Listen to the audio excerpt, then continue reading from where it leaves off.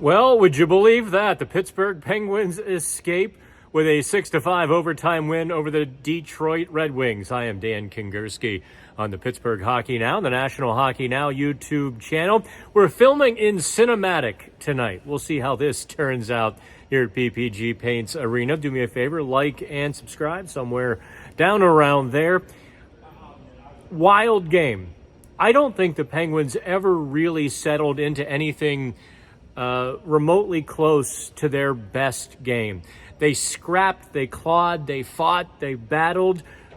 Largely speaking, Detroit has to go to bed on Thursday evening wondering how they didn't score 8 or 10 goals. They had that many glorious looks at Alex Nedeljkovic, and it seems they were trying to be too fine, trying to be too perfect, picking the corners instead hitting glass, trying to go for that far post and missing by millimeters. They had a lot of opportunities. But the Penguins, for their struggles and their foibles, also had a fair amount of opportunities. It was not the greatest played game you will ever see. With so much on the line on Thursday, you expected a bit more buttoned-down defensive game. Instead, it was a bit wild, sloppy, if not a little bit of fire wagon hockey at times. Riley Smith, I thought, really said it best. You can't be losing 2-goal leads at this time of year. You just can't be doing that. And the Penguins earned a 5-3 lead in the third period. Jeff Carter, an unassisted, shorthanded breakaway. Why is Jeff Carter in the lineup? Because he does kill penalties, because he does have a little bit of offensive pop. That was his 10th goal of the year. I thought he actually played a pretty solid game. You, of course, know the players who played really well on Thursday. Before we get to your questions, and I'm just realizing now, I wonder where I put the questions. They're back behind me. Sidney Crosby. Let's rattle off the milestones here. 3 points. He passes Phil Esposito for 10th all time. That's not too shabby. Picks up his 1,000th career assist. Not too shabby. Yet in the locker room, Crosby had no idea who came next. 9th and 8th on the NHL's all-time list. Joe Sakic, and then Mario Lemieux. Sid had no idea. Sid was actually quick to point out that he was on the ice for 4 goals against on Thursday. But make no mistake about it. Brian Rust said as much, that Sidney Crosby is leading the team. He could have said carrying. He is willing the Pittsburgh Penguins not only back into the playoff fight, but it looks like he's going to be successful. With the win, the Penguins now control their playoff destiny once again. They are 1 point ahead of the Washington Capitals and the same Red Wings that lost here on Thursday. Now, because the Penguins yielded that loser point, they keep Detroit in the fight. So let's just say the Penguins in one of the next 3 games were to lose and Detroit wins out. Detroit could pass the Penguins. If the Penguins yielded just 1 point and Detroit won out and the Penguins won 2 of 3 with a loser point, the Penguins, I do believe, would, in fact, yes, I know that they would own the tiebreaker. So they left the door just ajar for Detroit. Alex Nedeljkovic, a little shaky early. As Mike Sullivan admitted, yeah, he didn't have his best early, but he found it.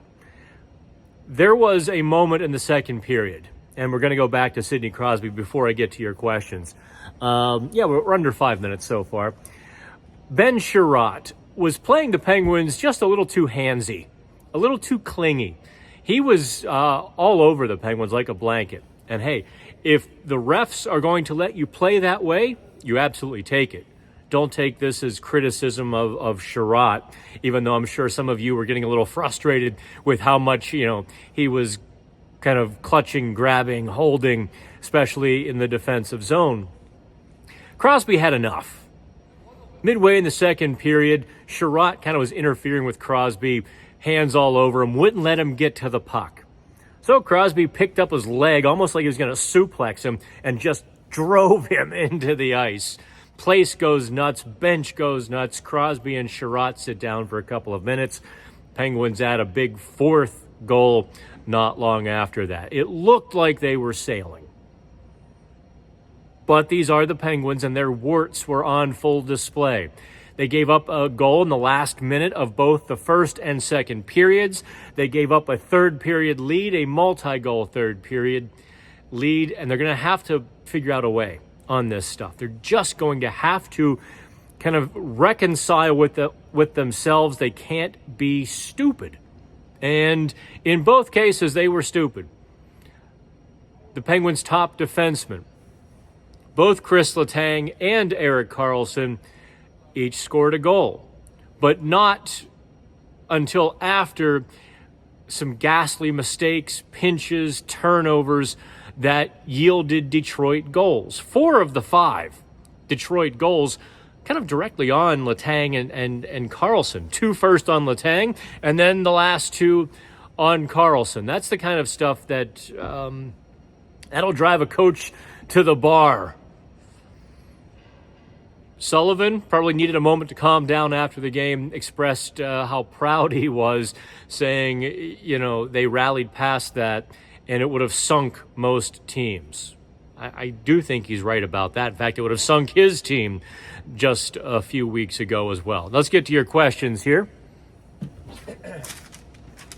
All right, how do I look? I haven't even looked at myself in about 8 hours. Hopefully everyone's kind of dry too. Let's start, I'll do these kind of out of order. El Fusco asks, why pinch on defense? Yeah, Sullivan indirectly excoriated both of his defensemen, saying you need to be smarter in those game situations. You need to be more aware. You have to play to the situation. Believe me, it will be addressed. Logan Cranky says, I don't know if my nerves can handle 3 more of these games. Would I play Jari to rest Nedeljkovic in one of the last 3 games? Logan, no, you can't at this point. Unless Nedeljkovic forces you to. I would have said yes. In fact, I did say yes on Monday. I thought that was the opportunity to knock the dust off of Tristan Jari, give Nedeljkovic a rest. Sullivan went with Nedeljkovic. So I think at this point, Jari has been sitting for 10.5 games. He's been sitting for 10 games now. To put him in, I don't think it's the best situation. So as much as it does make sense, this is probably the biggest run of Nedeljkovic's career. By the way, check out the article on PHN Plus, because Dave Molinari wandered over to Nedeljkovic at practice on Wednesday. I had to think of the day. And he asked specifically, how you holding up? What? And Ned was like, hey, it's more of a mental grind than it is a physical grind. The body takes care of itself, but the mind. And he kind of went through how difficult it's been mentally and the things he's doing to try to unplug. Check out that article.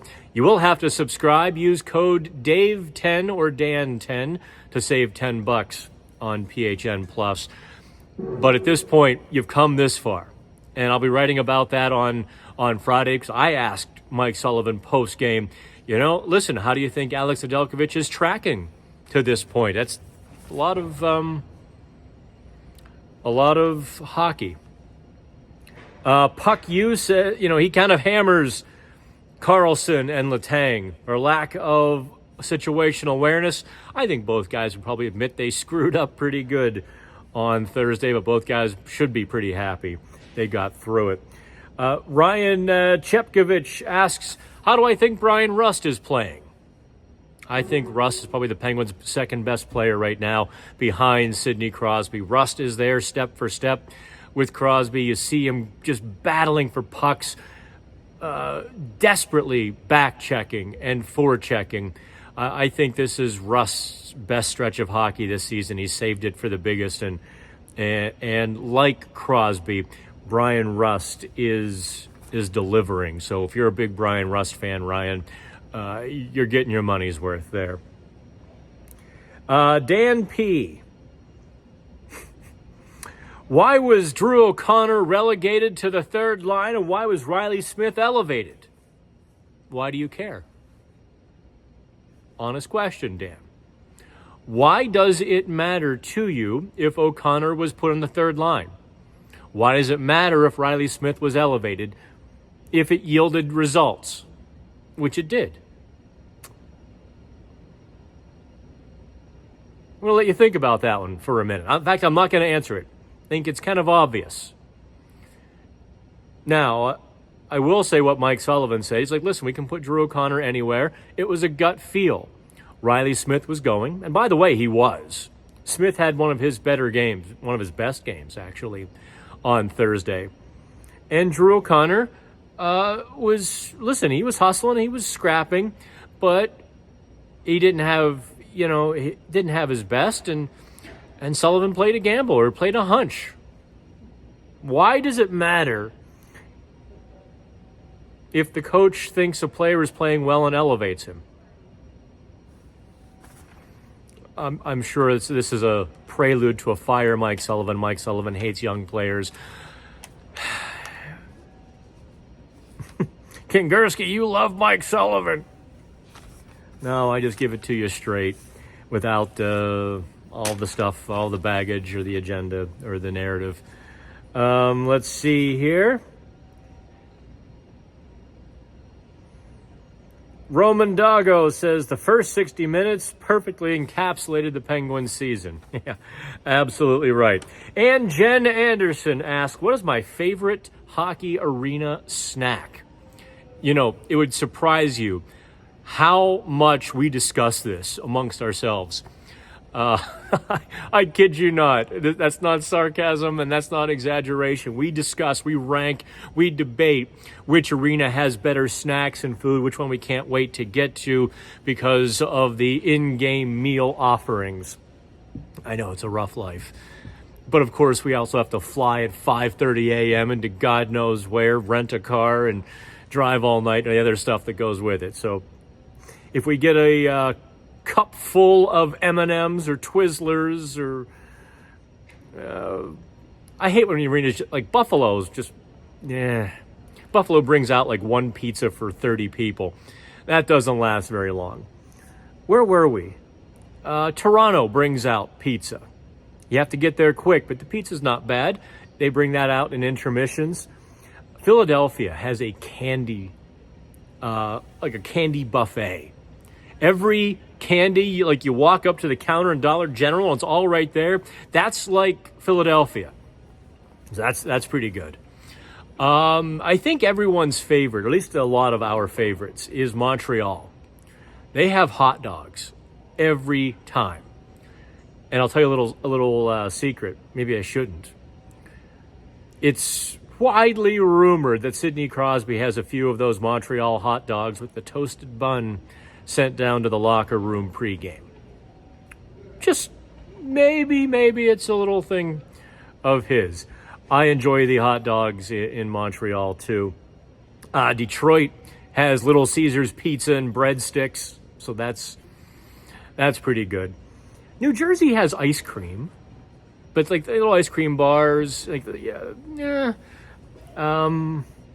DC, the Capitals, have Reese's Pieces and Red Vines and popcorn. I hate places that only have Calgary only has popcorn. Hate that. Nah, you can't eat popcorn and type. Okay, so there's my favorite. There's your snack rundown from across the NHL. All right, so the Penguins now control their destiny. Will they make the playoffs? Will they not? They are the arbiters of that. 1 point ahead of the teams behind them. Still 3 back of the Islanders. You realize if the Capitals lose their next game and the Penguins were to beat Boston on Saturday, the Penguins would have a 3-point lead perhaps a 3-point lead on Detroit and Washington, and would need just 1 point against Nashville or the Islanders. That's how close they are to finishing this incredible 10-game point streak, 7-0-3. The overtime win over Detroit, so we'll do this again real soon. We'll do it again Saturday after the Pens and Bruins. I'm Dan Kingerski on the Pittsburgh Hockey Now and the National Hockey Now YouTube channel.